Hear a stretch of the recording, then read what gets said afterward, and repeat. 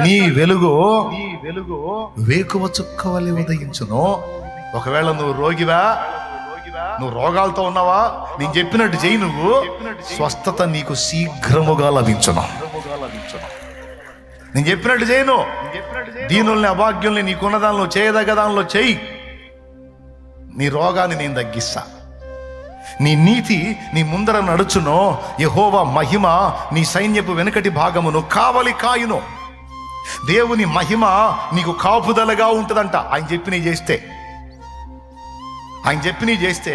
ఆయనకి ఇష్టమైన చేస్తే, ఆయనకి ఇష్టమైన ఉపవాసం చేస్తే, బంధింపబడిన వారిని విడిపిస్తే, కాడిమాను సాతాను కాడి కింద బందీలైన వాళ్ళని విడిపిస్తే, దిక్కుమాలిన వారిని చేర్చుకొని ఆదరిస్తే,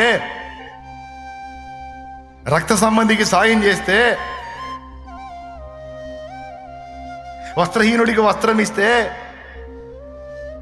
నా తండ్రి వేకువ వెలుగు తేజరిల్లున్నట్టు తెల్లవారి మహాప్రకాశంతో సూర్యోదయం అయితే అట్ట వెలిగిస్తా నా కుమారుడా నిన్ను అంటున్నాడు ఆయన.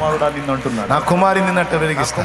ఏది ప్రభువా, నేను అన్ని చేశాను, అయినా దరిద్రతలోనే ఉన్నానని నువ్వు అంటున్నావా? లేదు లేదు, నువ్వు చేసినవని నేను ఎరుగుదును, నిశ్చయముగా నేను నిన్ను వెలుగు తేజరిల్లినట్టు తేజరిల్ల చేస్తాను చూడు అని నా దేవుడి రోజు మాట్లాడుతున్నాడు.